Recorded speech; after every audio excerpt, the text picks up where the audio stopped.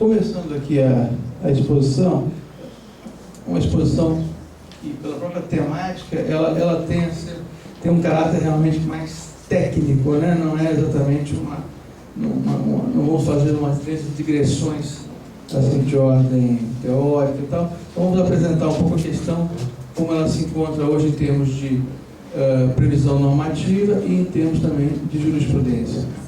Então, inicialmente, nós encontramos, né, a primeira base em termos de disposição normativa na Constituição Federal sobre os atos de improbidade. A Constituição, no artigo 37, prevê que atos de improbidade administrativa importarão a suspensão dos direitos políticos, a perda da função pública, a indisponibilidade dos bens e o ressarcimento do erário, na forma e gradação prevista em lei, sem prejuízo da ação penal cabível. Então, aí nós temos uma boa disposição doutrinária, que é a questão da qualificação da improbidade administrativa como de natureza civil e não de natureza penal. E aí depois vamos ver durante a palestra que há um certo embate doutrinário com relação à própria natureza das sanções previstas na lei de improbidade, que alguns autores dizem que, na verdade, são sanções de natureza penal ainda, que uma lei que trataria de infrações de natureza civil. Mas, então, aqui também está previsto na Constituição que a lei estabelecerá os prazos de prescrição para ilícitos praticados por qualquer agente, servidor ou não, que causem prejuízo ao erário, ressalvadas as respectivas ações de ressarcimento. Aqui eu já faço um pequeno comentário que o Supremo Tribunal Federal decidiu que, no âmbito da atuação do Tribunal de Contas da União, as ações de ressarcimento, ou seja, as condenações em débito dos responsáveis, são imprescritíveis. E houve uma época em que essa questão ficou sob forte discussão doutrinária, se o tribunal costumava aplicar a prescrição prevista no Código Civil, inicialmente 20 anos, depois 10 anos, e de alguns anos para cá o Supremo Tribunal Federal fixou a jurisprudência no sentido de que as condenações em débito pelos tribunais de contas são imprescritíveis.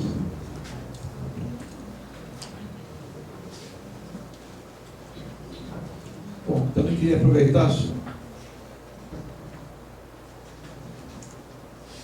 ainda em tempo, para cumprimentar o eminente presidente da mesa aqui, né? Até agradeço muitas palavras gentis formuladas. Trago rapidamente dois conceitos, definições básicas. Primeiro do professor Daniel Ferreira, que é considerado uma referência em matéria de infrações administrativas, sanções administrativas, e que conceitua infrações administrativas como comportamento voluntário, violador da norma de conduta que o contempla, que enseja a aplicação no exercício da função administrativa de uma direta e imediata consequência jurídica restritiva de direitos de caráter repressivo.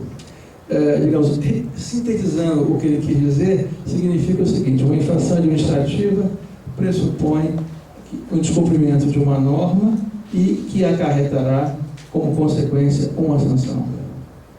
A ideia de infração está sempre ligada à ideia de sanção. É uma violação à norma jurídica que tem como direta repercussão uma sanção. Já o professor Marçal Justin Filho, em sua obra Curso de Direito Administrativo, na qual ele aborda com bastante proficiência a questão, o tema da improbidade administrativa. Eu recomendo mesmo a leitura dessa parte do livro do professor Marçal, são 20 e poucas páginas, mas que ele aprofunda bem a discussão e levanta uma série de questões doutrinárias e tal. Algumas nós vamos ver aqui, outras não, porque a questão foge um pouquinho do escopo, mas ele define a improbidade administrativa como ação ou omissão violadora do dever constitucional de moralidade no exercício da função pública, que acarreta a imposição de sanções civis, administrativas e penais, de modo cumulativo ou não, tal como definido em lei. Quer dizer, aqui nós temos a primeira, digamos assim, um primeiro aspecto fundamental, que é essa ligação que existe entre o conceito de improbidade e a ideia de desrespeito à moralidade administrativa.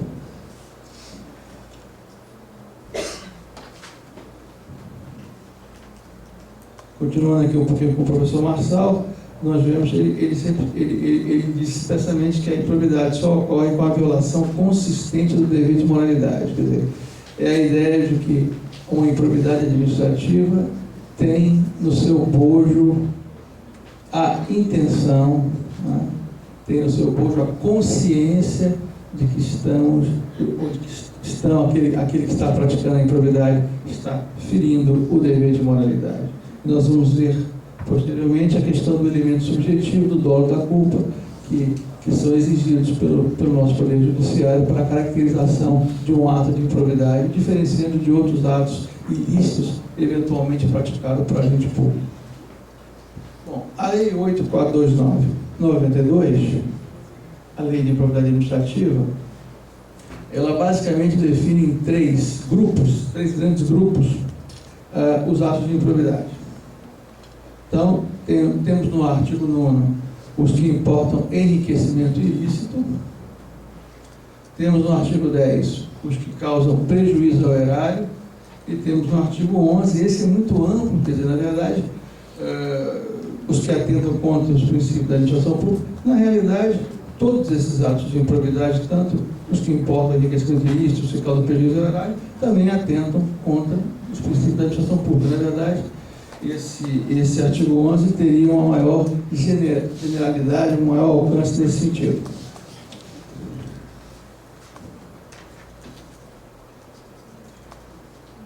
Bom, especificamente com relação à ação de improbidade administrativa, nós podemos dizer que ela tem um objeto múltiplo. Aí, no caso, nós estamos tratando das sanções, das consequências, né, da aplicação da lei de improbidade, no aspecto sancionatório. Então, nós teríamos a reparação do dano, a decretação da perda dos bens havidos ilicitamente, a perda da função pública, a suspensão dos direitos políticos, a aplicação de multa civil, oficialmente uma multa civil, e proibição de contratar com o poder público ou receber benefícios fiscais ou creditícios. É aqui nesse aspecto sancionatório que o professor Marçal entende, dada a gravidade das sanções impostas pela lei de improbidade, que a lei de improbidade teria, na realidade, nesse aspecto, uma natureza penal, mais do que uma natureza civil. Essa é uma boa discussão doutrinária. Inclusive, a posição dele não é posição majoritária, mas ele, inclusive, defende que, para a aplicação dessas sanções, o judiciário teria que levar em consideração os procedimentos, os princípios e as regras do direito processual penal e do direito penal. Então, quer dizer, praticamente dando uma natureza de norma penal à ação de improbidade administrativa. E é o seu aspecto sancionatório. Essa também é uma boa discussão doutrinária, mas não é posição majoritária. Bom, agora vamos tratar um pouquinho do elemento subjetivo dolo-culpa, que é fundamental na caracterização do ato de improbidade, diferenciando de outros atos irregulares, outros ilícitos, outras infrações que podem ser cometidas pelo gestor no dia a dia da administração pública, mas que não teriam a qualificação de um ato de improbidade administrativa. Então, a professora Maria Silva de Pietro, também é uma ilustre administrativista, explica que o enquadramento da lei de improbidade exige dolo ou culpa por parte do sujeito ativo. Mesmo quando o ato ilegal seja praticado, é preciso verificar se houve dolo ou culpa, se houve no mínimo má fé que revele realmente a presença de um comportamento desonesto. É óbvio que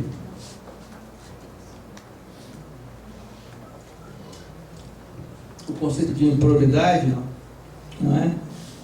Poderia ser de cara definido como a antítese do conceito de probidade, né?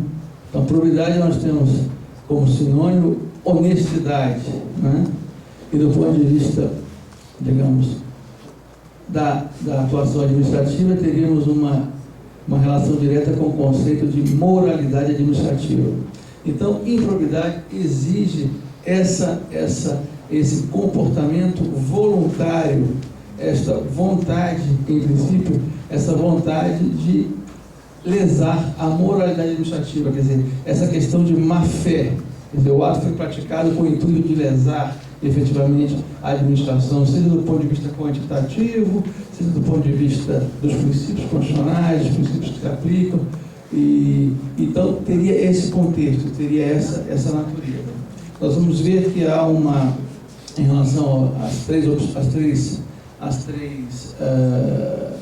diferentes, digamos, hipóteses de aplicação da lei de improbidade, dos artigos 9, 10 e 11, existe uma diferenciação que nós vamos ver proximamente entre a exigência de dolo ou a exigência, pelo menos, de culpa. Bom, aqui então, trazendo um pouquinho aqui a jurisprudência do Poder Judiciário sobre essa questão da necessidade do elemento subjetivo, dolo-culpa. Então, isso aí já é pacífico no âmbito do Superior Tribunal de Justiça, que tem decidido que a má-fé, consoante ser disso, é premissa do ato ilegal e ímprobo. E a ilegalidade só adquire o status de improbidade quando a conduta antijurídica fere os princípios constitucionais da administração pública, coadjuvados pela má intenção do administrador. Destarte, o elemento subjetivo é essencial à caracterização da improbidade administrativa, à luz da natureza sancionadora da lei de improbidade administrativa, o que afasta a responsabilidade objetiva. Quer dizer, a responsabilidade é subjetiva, derivada de dolo ou culpa, e derivada dessa má intenção do administrador. Ela tem algo mais do que aquilo que seria uma irregularidade, um ato de gestão praticado de maneira ilícita, mas sem a intenção explícita de praticar um ato desonesto, de praticar um ato em afronta à moralidade. E no mesmo sentido, é assente nessa Corte Superior o entendimento segundo o qual, para que seja reconhecida a tipificação da conduta do réu como incurso nas previsões da lei de improbidade administrativa, é necessária a demonstração do elemento subjetivo, e aqui vem a diferenciação, consubstanciada no dolo para os tipos previstos nos artigos 9 e 11, e ao menos culpa nas hipóteses do artigo 10. Ou seja, para uma condenação em ressarcimento a dano causado ao erário, exige-se pelo menos culpa, não necessariamente dolo.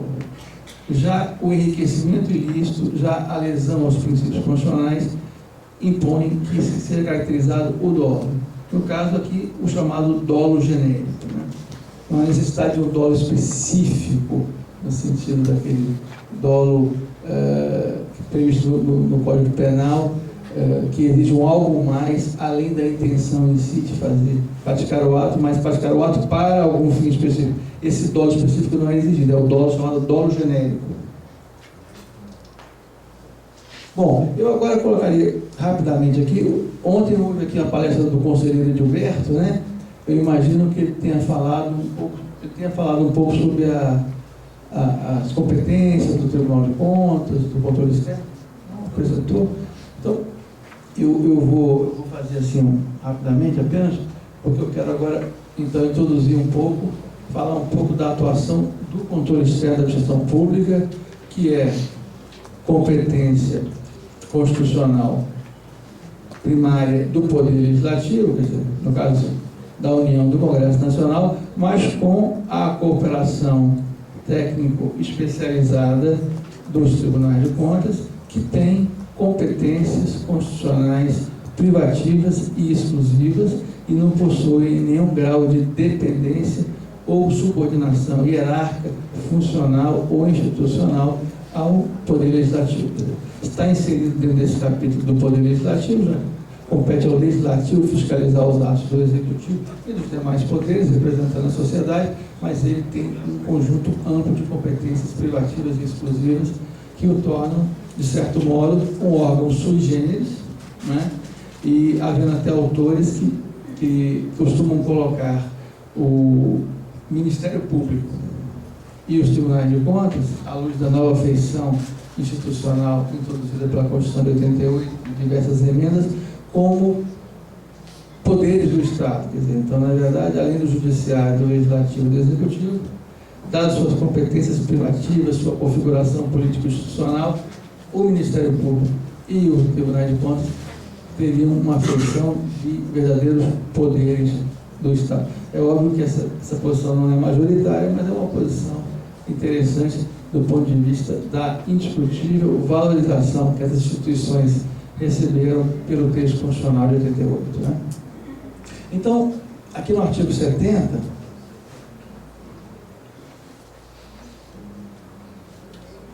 nós temos aí digamos assim, a previsão geral do controle externo, o controle externo com fiscalização contábil, financeira, orçamentária, operacional e patrimonial da União e das entidades da administração direta e indireta, e focado especialmente, mas não exclusivamente, nos aspectos de legalidade, legitimidade, economicidade, aplicação de subvenções e renúncia de receitas. Esse aspecto é muito importante porque, inicialmente no texto original, não se falava em pessoas jurídicas ou de natureza privada, em relação àqueles que têm o dever de prestar contas. E aí depois uma emenda constitucional deixou bem claro isso, que qualquer pessoa física ou jurídica, pública ou privada, que utilize, arrecade, guarde, gerencie ou administre dinheiro, bens e valores públicos, ou pelos quais a União responda, ou que em nome desta assuma obrigações de natureza pecuniária, tem a obrigação de prestar contas ao controle externo, aos tribunais de contas. Então aí foi dirimida qualquer dúvida que havia e que houve efetivamente durante um bom período com relação à responsabilidade das pessoas jurídicas privadas que recebiam recursos públicos e que discutiam judicialmente se estavam ou não estavam obrigados a prestar conta desse recurso. Então essa questão já ficou pacificada e é importante destacar. Bom, com relação à competência do TCU, eu gostaria de destacar só alguns aspectos que são importantes para a sequência da palestra em relação à nossa jurisprudência.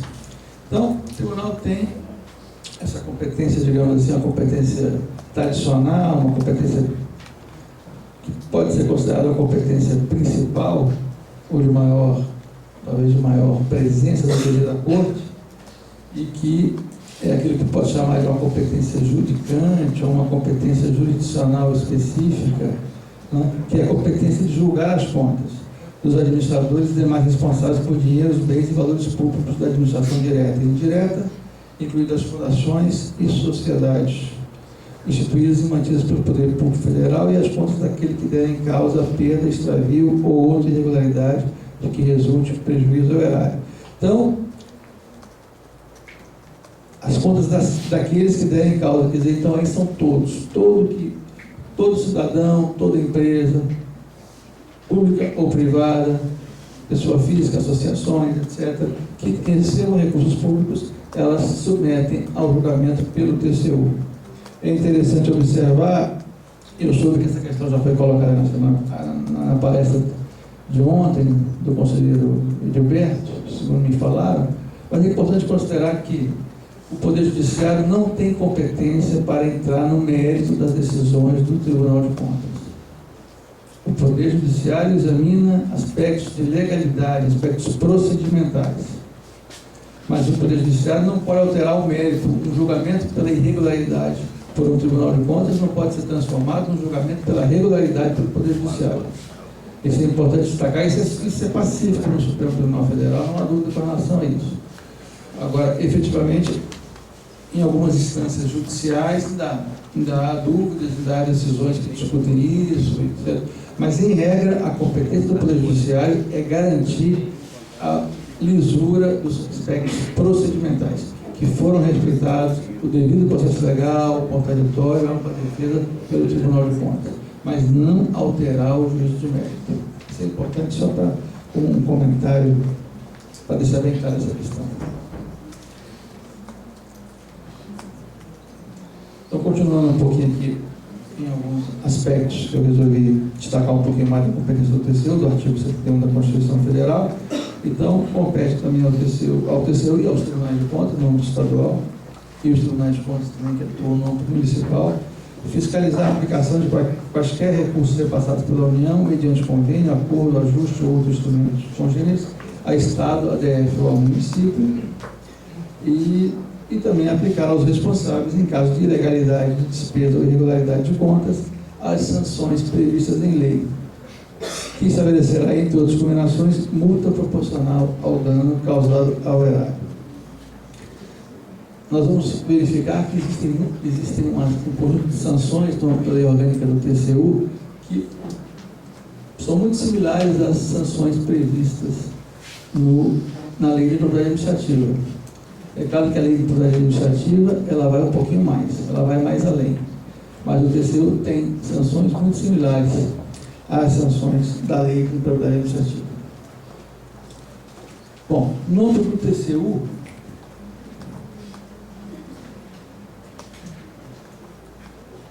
nós temos no artigo 16 3 possibilidades de mérito para o julgamento de contas.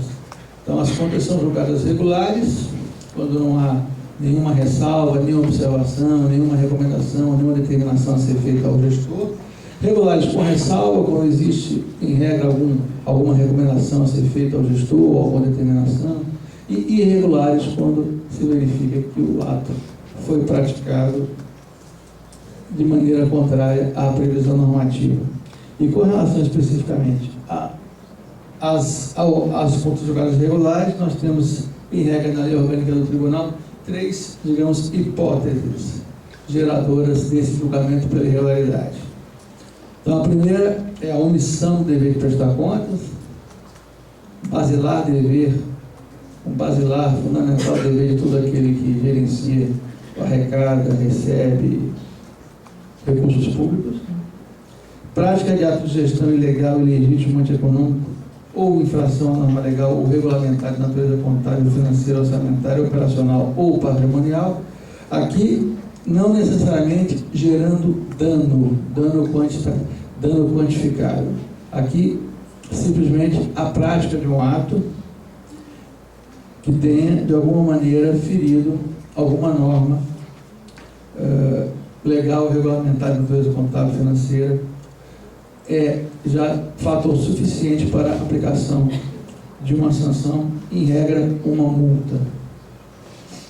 Já na linha C, nós temos o dano ao erário, quer dizer, então a prática do ato de gestão ilegítimo antieconômico que gera dano ao erário. Então aqui nós temos, e o tribunal tem a possibilidade de aplicar, não só de determinar o ressarcimento ao erário, como também a aplicação de uma multa que é uma multa com previsão em lei, uma multa proporcional ao dano. E, em último, nós temos aqui o desfalque de dinheiros, bens ou valores públicos. Aqui já entra na esfera mesmo que muito próxima à esfera criminal, né? É interessante quando nós vamos falar um pouquinho sobre a comunicação, a inter-relação que existe entre essas condenações e a comunicação devida ao Ministério Público, para que ele, na sua esfera de atuação, atue e ofereça as ações que entender cabíveis no âmbito do Poder Judiciário. Então, com relação a essa questão da comunicação das irregularidades, nós já vimos que o tribunal julgará as contas irregulares naquelas 4 opções, né, que já foram faladas, e aí é interessante observar o seguinte: a lei orgânica do tribunal só previa a comunicação do Ministério Público no caso das hipóteses ali dos incisos 3 e 4, quer dizer, dano ao erário ou desfalque ou desvio. Então ali já havia uma previsão de obrigatoriedade de comunicação pelo Tribunal de Contas, no caso pelo TCU, ao Ministério Público Federal, para o julgamento das ações penais e civis cabíveis. Assim diz a lei. Mas o nosso regimento, né, também prevê o encaminhamento nas outras 2 hipóteses, na hipótese de omissão e na hipótese da prática de ato de gestão ilegal. Então, efetivamente, todas essas hipóteses de condenação por irregularidade geram uma comunicação ao Ministério Público para que ele possa atuar no âmbito do Poder Judiciário, dando seguimento, digamos, da sua competência, dando seguimento a essas deliberações do tribunal. E isso nós vamos ver em seguida, como tem se dado essa integração entre decisões do Tribunal de Contas e atuação do Poder Judiciário.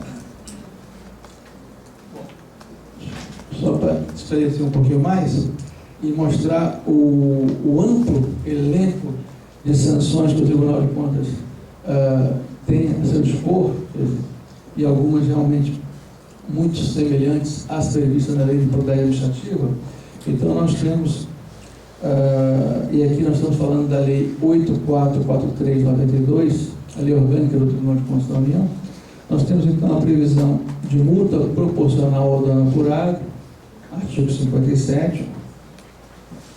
Nós temos também a previsão da multa, não havendo dano, mas havendo julgamento por irregularidades. Então, existe a possibilidade de aplicação de uma multa, e essa multa tem um valor limite, fixado por lei, e a lei prevê que essa multa terá um valor fixado e que esse valor é atualizado de acordo com normas regimentais do próprio tribunal. Mas ela não é proporcional a um adepto, então ela é uma multa de valor fixado num teto. Também, por maioria absoluta de seus membros, poderá inabilitar o responsável de 5 a 8 anos para exercício de cargo em comissão ou função de confiança da administração federal. E ainda, verificada a ocorrência de fraude comprovada à licitação, o TCU poderá declarar a inidoneidade do licitante fraudador para participar por até 5 anos de licitação na administração pública. Há ainda duas medidas que não são propriamente consideradas ou qualificadas como sanção, mas que são medidas de proteção ao erário, ao interesse público, que são a declaração de indisponibilidade de bens. O tribunal também pode declarar por prazo não superior a 1 ano, de bens do responsável, e também a solicitação à AGU que propõe em juízo, medidas no sentido do arresto de bens também dos responsáveis. Então, são medidas de garantia do cumprimento das eventuais condenações aplicadas pelo tribunal. Então, isso aí só para mostrar como que o TCU, como que os tribunais de contas têm um amplo elenco de medidas sancionatórias e também de garantia de proteção ao interesse do erário. Bom, aqui é só um comentário com relação à questão mais conceitual, que nós, como regra geral, nós não usamos a expressão, provavelmente, infrações administrativas, também não usamos a expressão no nosso dia a dia, improbidade administrativa. Nós falamos em irregularidades e impropriedades. Quando o fato é grave, então, quando gera uma condenação, nós estamos falando de irregularidades. Quando o fato não é grave, é um fato apenas que gerará uma determinação, uma ressalva, uma recomendação, nós falamos em impropriedades. Quer dizer, o termo infração administrativa, quer dizer, ele pode ser visto tanto como o termo ilícito administrativo no âmbito do tribunal, quando são graves, são irregularidades. Quando não são graves, quando são passíveis de correção, são impropriedades. Bom, então aqui nós vamos começar a ver alguma jurisprudência que mostra essa interface entre a atuação do controle externo do Tribunal de Contas. Aqui nós vamos concentrar na jurisprudência do TCU, mas se aplica, quer dizer, o entendimento, o modelo se aplica também aos tribunais de contas estaduais. Então, como regra geral, as decisões das Cortes de Contas, em princípio, não vinculam a decisão judiciária, no âmbito de uma ação de improbidade administrativa, quer dizer, vigora o princípio da independência das instâncias civil, administrativa e penal, inclusive para o próprio tribunal também, que não é vinculado necessariamente por uma decisão judicial, salvo naqueles casos de natureza penal em que a decisão é pela inexistência do fato ou a inexistência da prática, da culpabilidade daquele determinado agente, que aí a instância administrativa também tem que seguir e tem que respeitar. Mas, de uma maneira geral, o princípio geral é independência das instâncias, né?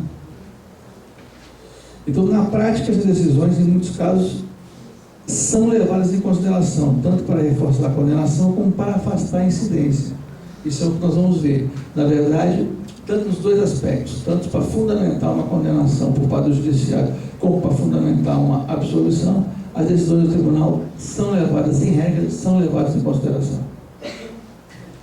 Até porque todo o procedimento no tribunal, e aí nós temos uma questão importante também para deixar claro, é que o procedimento no tribunal ele se assemelha muito a uma ação de conhecimento no âmbito do Poder Judiciário. E o tribunal tem esse, como já dizia o antigo ministro aposentado do Supremo, Sepúlveda Pertence, o Tribunal de Contas tem um colorido jurisdicional, né? Ele tem todo um conjunto de procedimentos que se assemelham muito ao Poder Judiciário.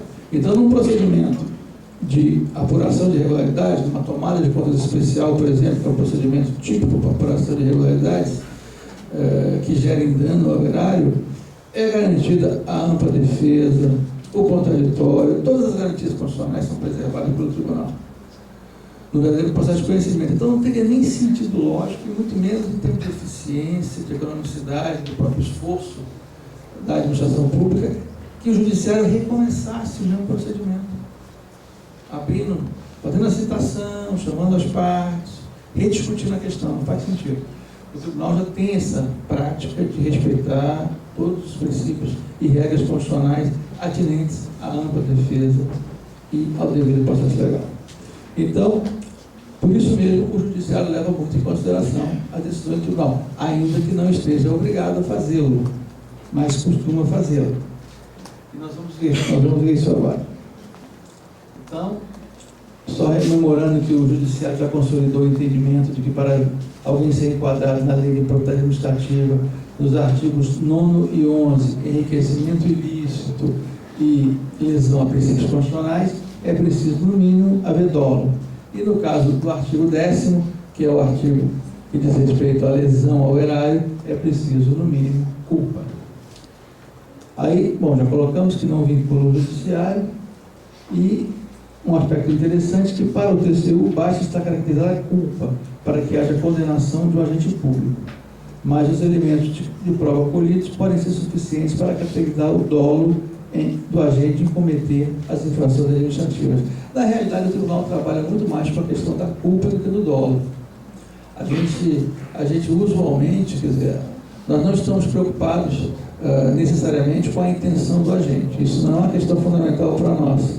E essa é uma questão fundamental no âmbito da improbidade administrativa, da lei de improbidade administrativa. Mas para o Tribunal de Contas, não. O Tribunal de Contas trabalha com os fatos, trabalha com a gestão, trabalha com os atos de gestão, e agindo o gestor de maneira negligente, imprudente ou imperita, agindo com culpa e gerando algum tipo de dano ao erário, ele responde ao tribunal. O tribunal não vai entrar no elemento subjetivo do gestor, salvo na hipótese, já na hipótese de cobrança, quando ele é condenado, e tal, o tribunal, reconhecendo a boa-fé, pode eximir do pagamento dos juros, né? Ou seja, numa etapa já em que o tribunal tem a possibilidade de reconhecer a boa-fé, mas aí é o tribunal que tem que reconhecer a boa-fé, aí o tribunal apenas condenaria o gestor ao ressarcimento do dano com uma atualização monetária, mas sem juros de mora.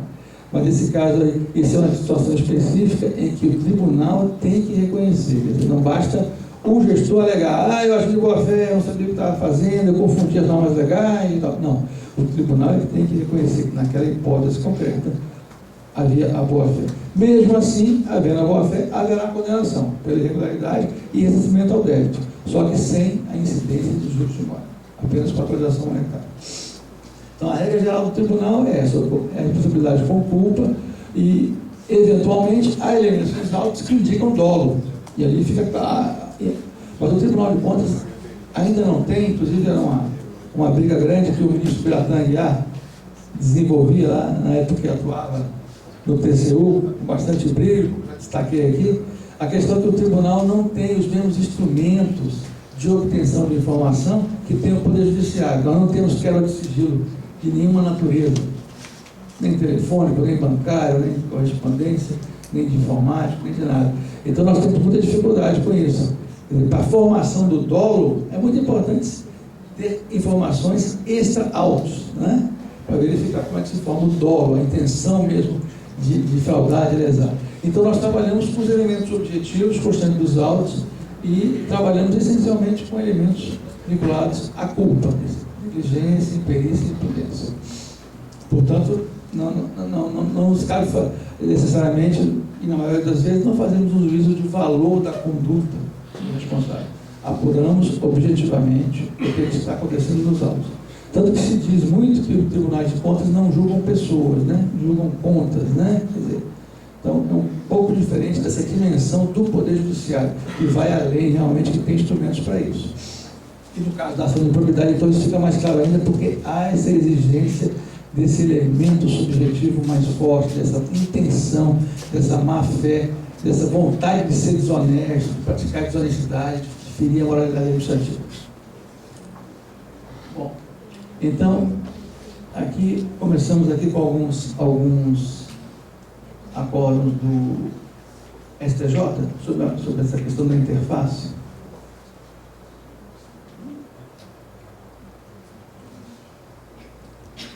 Então, aqui nessa decisão, escreveu o relator que o TCU acordou não ter havido dano ao erário, nem responsabilidade do impetrante, pois, embora haja jurisprudência no sentido de que as constatações do TCU não ensejam consequências diretas no julgamento de impetrações relacionadas à improbidade administrativa, por serem esferas autônomas, não é razoável nem justo que seja desprezada a análise da Corte de Contas. Então, aqui foi dado total respaldo à abordagem, à análise que o tribunal tomou nesse caso concreto.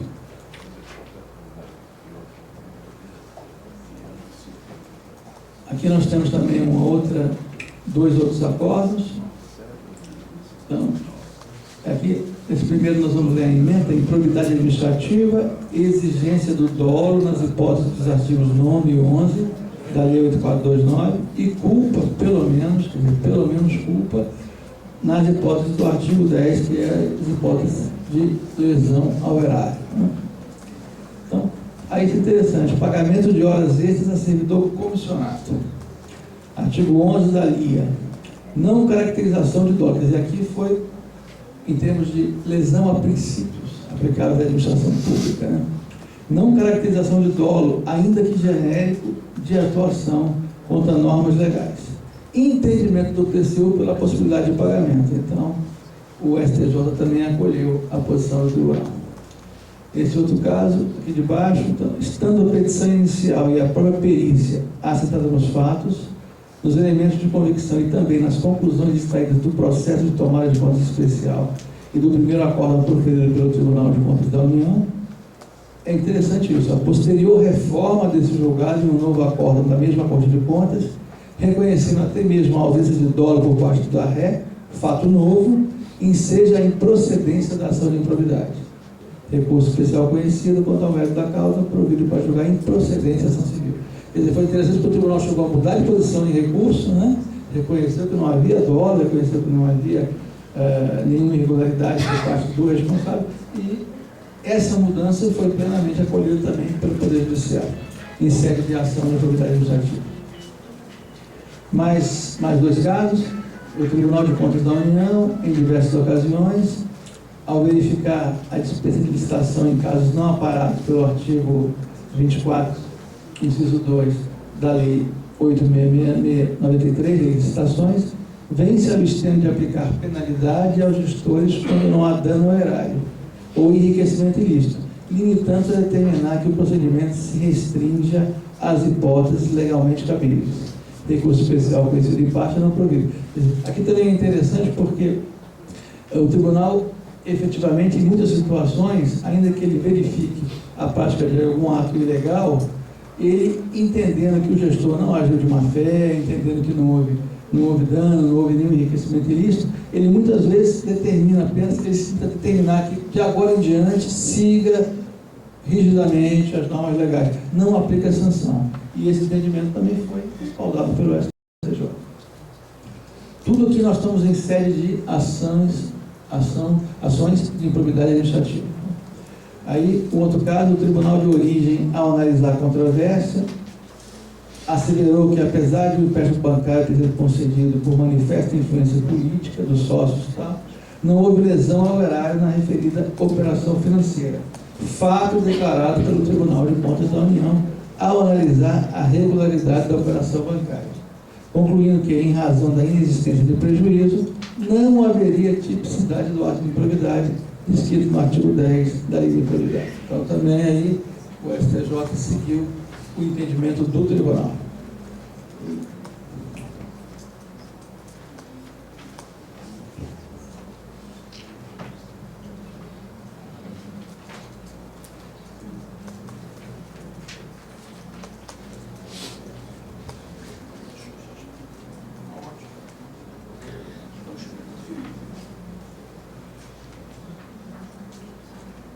Mais um caso também interessante.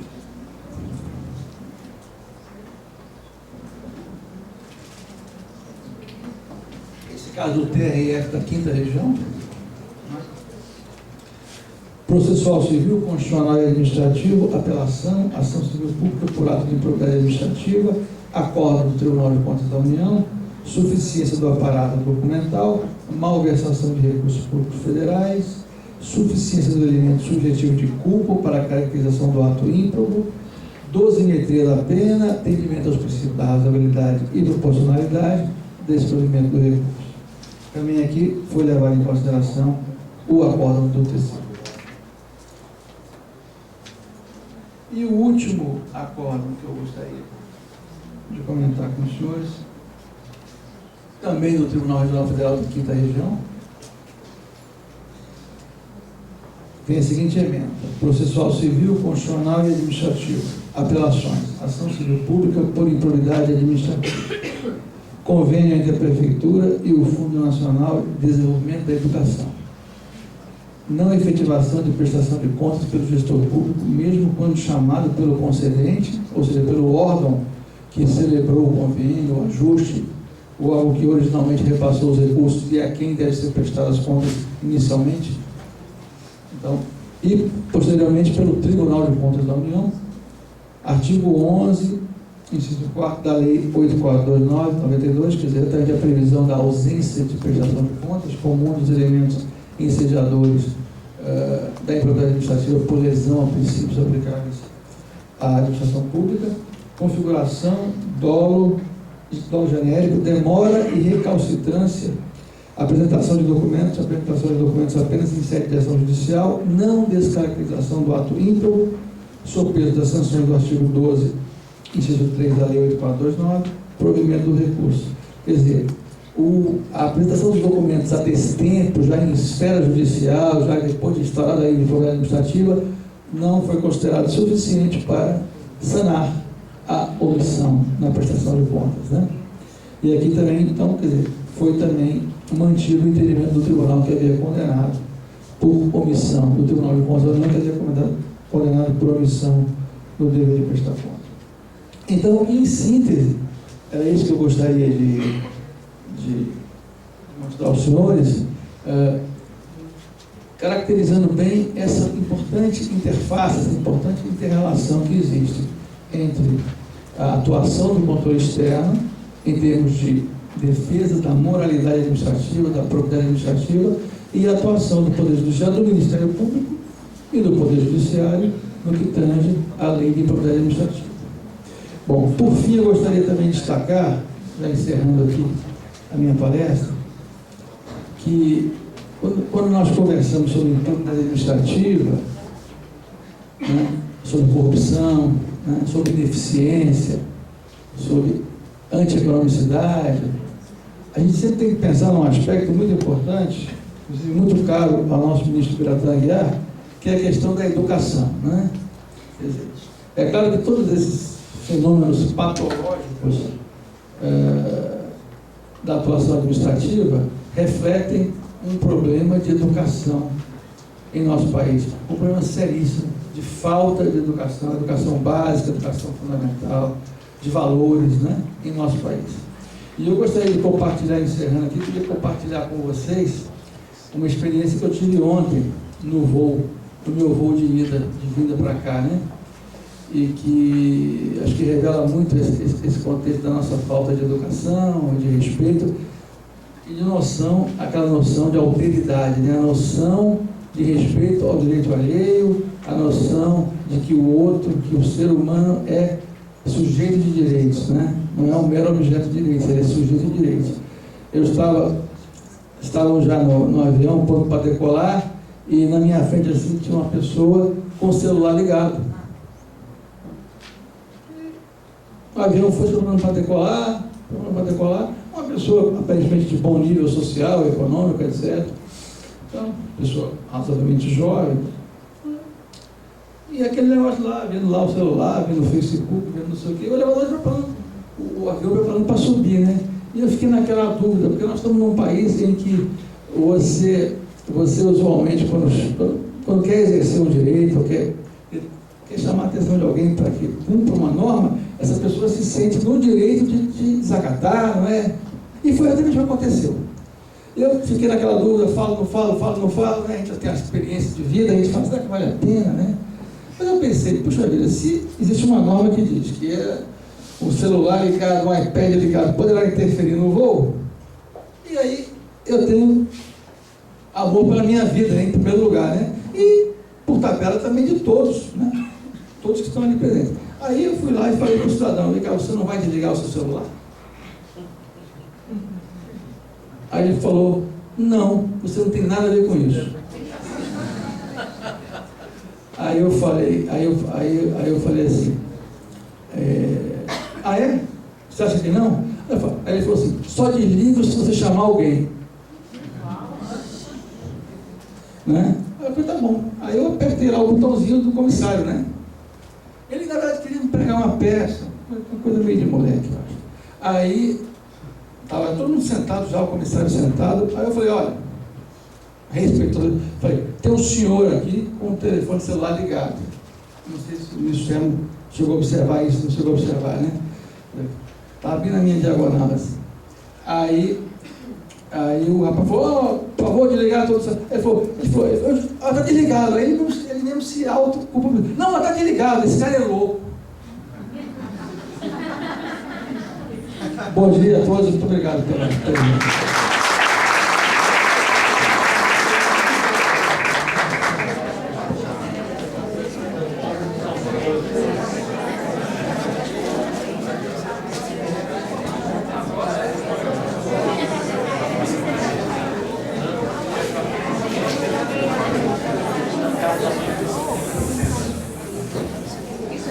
Bom, parabenizo o nobre palestrante e apenas gostaria de fazer algumas considerações que eu achei interessante sobre essa visão do TCU como sendo um poder de Estado.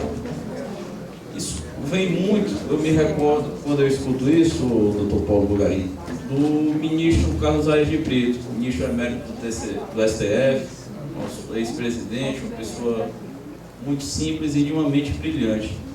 Ele dizia, e tem essa visão do TCU como sendo, existem para ele 3 tipos de processo: processo judicial, processo administrativo, que aí é o que está no âmbito da administração pública, cada órgão tem lá seu requerimento administrativo, sua possibilidade de análise, e o processo de contas, que é um processo que não é definitivamente administrativo, que ele é peculiar, tem previsão constitucional e também não é um processo judicial. O que de fato aconteceu é que, após gerar inelegibilidade a irregularidade das contas analisada pelos tribunais de contas, e com a remessa da lista aos tribunais regionais eleitorais e ao TSE, quando passou a gerar essa inelegibilidade, o que é que aconteceu? Aqueles que tiveram as contas julgadas irregulares passaram a se socorrer do Poder Judiciário para poder reverter aquela situação e poder disputar cargo eletivo. Então, a partir desse momento, gerou a controvérsia que também, ao meu ver, já está pacificado no STF, mas Brasil afora ainda muito se discute sobre a possibilidade de reversão e reanálise do que foi decidido pelos tribunais de contas. Ora, o argumento que se levanta é o princípio do acesso à justiça. É constitucional e diz que a lei não pode afastar qualquer lesão ou ameaça de lesão do Poder Judiciário. Fato, concordamos. O único detalhe é que quem está afastando a possibilidade de revisão do mérito da questão do Tribunal de Contas é a própria Constituição, quando ele elenca a competência constitucional dos Tribunais de Contas. Então, não é a lei que está afastando, é a própria Constituição, é o próprio poder constituinte originário que está dizendo que o Tribunal de Contas tem competência para julgar aquilo. Então, de fato, resta-nos bastante claro que apenas aspectos formais, caso tenha havido algum problema de lesão ao princípio do contraditório, ampla defesa, ou algum caso de corrupção, ou algum aspecto que tenha realmente refletido em alguma falha formal do processo, é que se pode ser reanalisado pelo Poder Judiciário. Ao contrário disso, o mérito e o processo específico de contas previsto na Constituição já oferece, já garante ao Tribunal de Contas, seja da União, dos municípios ou do Estado, dependendo de cada Constituição estadual e a federal, a competência para reanalisar essa matéria específica. Análise de contas, não vejo possibilidade realmente do Poder Judiciário adentrar no mérito e tentar rever a questão. É só isso, passo a palavra para o cerimonial e agradeço a presença de todos.